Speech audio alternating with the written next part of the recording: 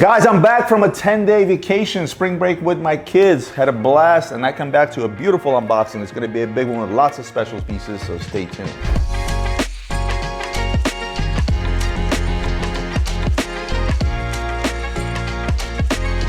So 𝗕𝗫𝗲, the artist that painted our car, right? He reached out actually to Eli, our shipping guy, and he sent me a surprise. All right, let's see. Wow. Yo, this thing is insane. What? 𝗕𝗫𝗲, I'm getting goosebumps. I'm about to cry. This is amazing. The king of the gray market. Oh my god. This is absolutely amazing. I know I'm gonna spend some time looking through this. This is absolutely insane. I can't thank you enough, my friend. I'm going to have this framed, and I'm gonna have this hanging probably in my house. I mean, 𝗕𝗫𝗲, I love your art. You already know this. Look, it says luxury Basquiat.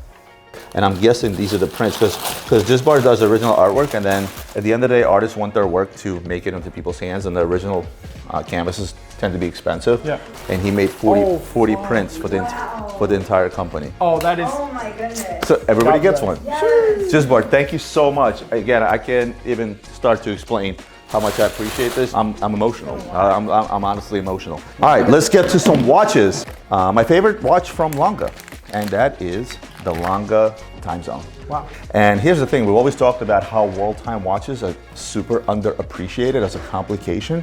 I think Lange is the one brand where people gravitate towards the world time instead of away from it. Their world time is not like others, right? Most world times tend to look like a Patek Philippe world time. Theirs is very distinctly Lange, right? It looks like nothing else on the market, which I really like. Here's a very rare bird. This is the Lange 1 Rose Gold, the Grand Lange 1 Rose Gold with a black dial. And this particular timepiece, in terms of aesthetics, I think whoever designed that and drew that on a screen did an amazing job. This was, I believe, made for the Singapore market, and that's why the colors are unlike the other Lange ones. Not to mention, I think that the Lange 1 is probably Lange's greatest design. 𝗙𝗰𝗲 White Gold. This is a watch that when it first came out, everybody gravitated towards the steel, and they kind of slept on a white gold. Digital time display. And again, don't take that, guys, lightly. They came out with what I think is a perfect start to a sports line with the 𝗙𝗰𝗲 line. I agree, and actually, you know, hot take, I don't like the Lange, the 𝗙𝗰𝗲s on bracelet. I don't like it. I think it looks weird to have like a lugless case like that. And by lugless case, what he's talking about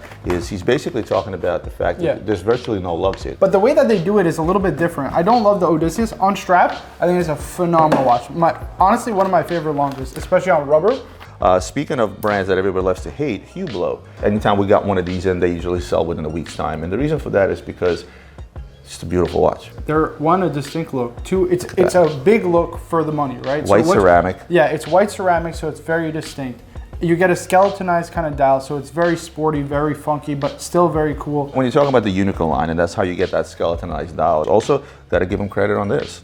You know, they were the first, right? They started with the stuff, the interchangeable bands or the easy interchangeable bands with the buttons. Talk about a summer watch. It's a great summer watch. Yeah. You know, I can't say more about it. Daniel Roth perpetual calendar. I think it looks phenomenal. So in terms of the layout of the actual dial, it's extremely unique. Super distinct, obviously, in that Daniel Roth double ellipse case shape. And then you get also double ellipse. So it's an ellipse shape, but it looks like a double case, right? Like a case on top of the case. So the mid case, and then there's the top of the bezel, essentially. So that creates that double gets away ellipse with the shape. jargon, you know. Master of complication, Daniel Roth was doing this before pretty much all the modern independents. So. And why do we call him that? Because mind you, he's one of the guys that made tourbillons for Breguet. One of my wife's favorite watches, and that is the ladies Audemars Piguet offshore, right? My wife owns 4 different offshores from Audemars Piguet. It's the ladies rubber clad, as we dubbed it, right? My wife has the Lingy version of this. It was limited to 500 pieces. It is literally her favorite watch. The fact that it's white, the fact that it's sporty, the fact that it's bulky and chunky, and it wears chunky on the wrist, giving it that sporty look. I'm a big fan of the ladies offshores versus the Royal Oaks. Because it's a thicker watch, it sits higher on the wrist, so a smaller wrist can get away with wearing these. It's just overall a beautiful watch from Audemars Piguet. How can you not like this? You'll find these in a pretty wide variety of, let's say, funky condition, but this one is absolutely pristine. You know why? Because I bought it. No, because it just came back from service. Oh. I went to visit Watch Eric one time, and he had this as part of his personal collection. How can you not like this watch for under 30 grand. Gold Rolex. That dial alone is about a $7,000 dial. Yeah. The mother of pearl ruby dial. But this is the prettiest combination on old school Yachtmaster. Yeah, it's a beautiful look to it. It's an insane, crazy value considering you get mother of pearl, all gold Rolex for under 30,000. It came in today, and Roman sold it today. So yeah, what you guys have to also understand, it's like when stuff comes in and it gets sold right away, it's not because we're pushed to sell this stuff. One of the talents that I appreciate in my entire sales department, myself included, is the fact that anytime a watch comes in, off the top of our head, we already have a client. How about a Rolex Daytona Ever-Rose chocolate dial on Oyster Flex?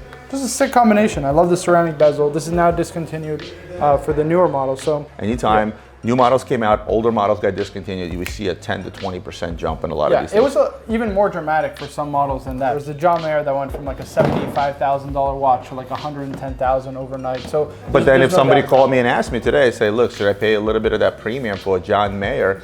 I would tell them, hey, go out there, find the first edition. Go out there, find the last edition, the first to last year. Those are the ones that usually make the least of, and they become collectible. This was a watch that was so unpopular for the longest time. It was like that lesser popular Rolex. And the reason for that is because of the platinum dial. It added to the price. But personally, I think that this is the time to buy these because, again, they were discontinued a while ago. And you come across something that's a full set, box and papers. Even has the stamp of a jeweler on top. Look at that. Martin Binder Jewelers.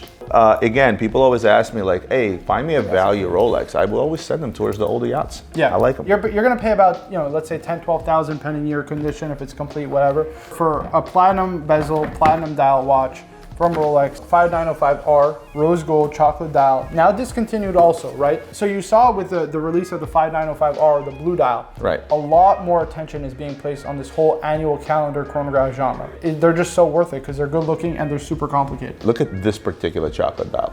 Yeah, it's just, against the rose gold, I tend to say rose gold black dials or rose gold black anything is a great combination, but they knocked it out of the park with this chocolate dial. It's just a beautiful, beautiful watch. No doubt about it. The one and only Panda Daytona. Now, I gotta be honest, right? I've seen the new, the pictures only, obviously, of the new Panda. I think 116-500 LN is the king. It just is. I will say this also. I think that this new reference won't actually last for very long.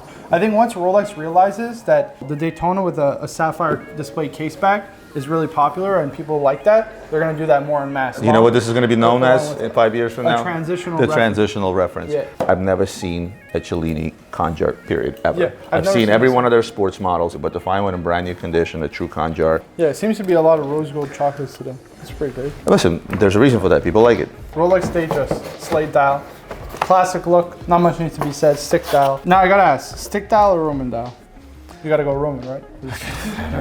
I mean, like it's like asking you vest or sweater. You know what I mean? Like I like both. It's not even a question. How about this? Yachtmaster 2, the most complicated watch Rolex made until they released the Sky Dweller. This to me it doesn't scream Rolex, right? But actually, as I see it more and more, I like the fact that it's so different from the rest of the line. When this watch came out, first in yellow gold and white gold, right? Mm-hmm. They first did the yellow gold version and the white gold version. But when this watch came out in yellow gold and in white gold, you know what every Rolex lover out there said? Finally, there's a big chunky watch that's keeping up with the times. I think at that point they finally said, look, offshores are selling like hotcakes. Everybody's going bigger, bigger, and bigger, and we're not. And I think that was the one time they made a decision to finally give somebody a chunky watch. So for me, it was like, thank you, Rolex, for giving a bigger option. I was one of those guys because I like bigger watches. I'm a big offshore fan. I don't set my watches because I change them so frequently. You don't need to watch it tell the time. You tell it what time it is.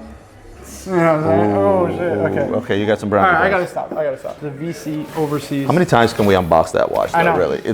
We have one that comes in every other day. The thing is it's a price point Holy Trinity sports watch. So a watch like this I think is phenomenal value, great look, and so versatile.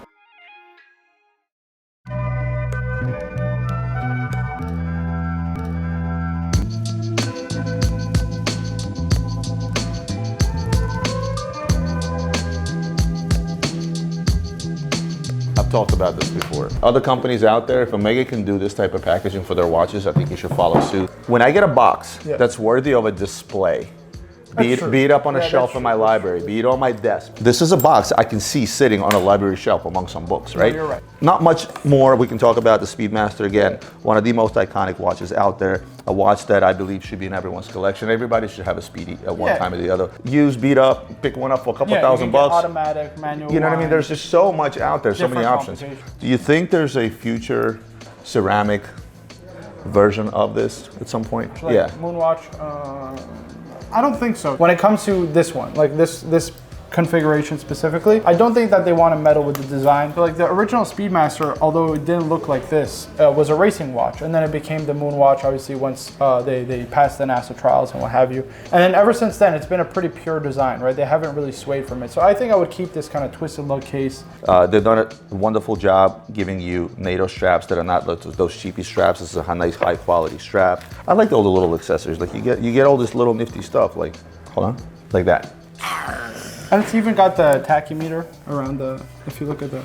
Yeah, that's pretty cool. Yeah. 124270 to conclude the unboxing, Rolex Explorer. Now, me and Adrian both agreed that the new Rolex Explorer was the most boring release by far. So what do you think? What do you think should be done even with the Explorer line? I feel like Explorer line could use a complete redesign. The Explorer line affords Rolex to come out with a completely brand new watch. Because what is the Explorer watch all about? It's about the Explorer. It's about land, air, and sea, right? You want to be out there exploring. Because they did a two-tone Explorer flop. They did a new 36mm flop. This new 40mm, I can tell you right now, flop. So it's just like, it's I think they should make a different watch altogether. They need something a little bit different to spruce up the lineup, 100%. Give Marco a follow on his social media, i.e. his Instagram. He posts some pretty cool stuff.